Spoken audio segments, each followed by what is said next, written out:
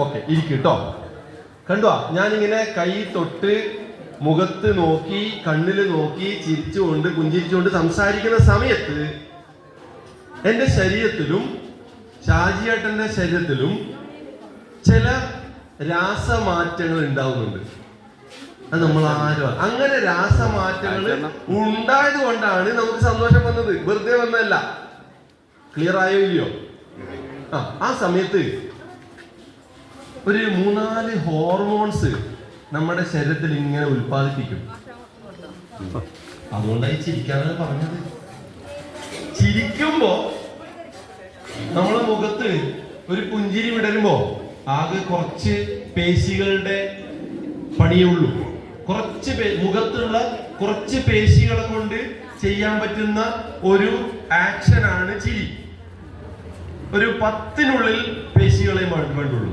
പക്ഷേ ഒന്ന് ദേഷ്യം പിടിക്കാൻ വേണ്ടിയിട്ടുണ്ടല്ലോ, ഒരു 60-70ഓളം പേശികൾ പ്രവർത്തിക്കണം.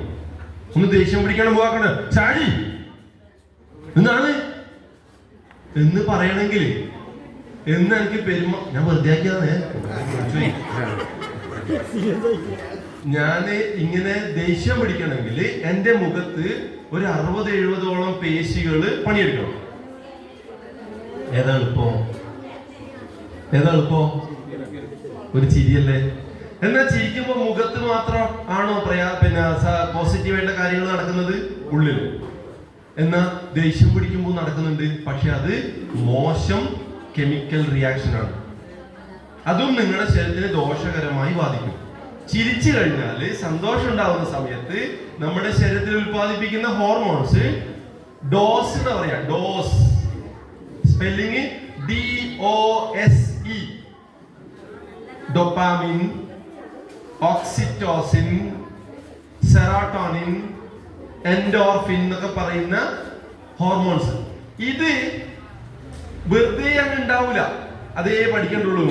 ഞാനും നിങ്ങളെല്ലാരും പഠിക്കേണ്ടത് ഈ ഹോർമോണ് വെറുതെ അങ്ങ് ശരീരം ഉൽപ്പാദിപ്പിക്കൂല.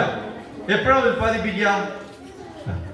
എന്തുവാ ഇങ്ങനെ ആക്കുമ്പോന്ന് ഇതിന്റെ ഉള്ളിൽ നമ്മുടെ ശരീരത്തിൽ ഉൽപ്പാദിപ്പിക്കുന്നത്. എപ്പോഴാ?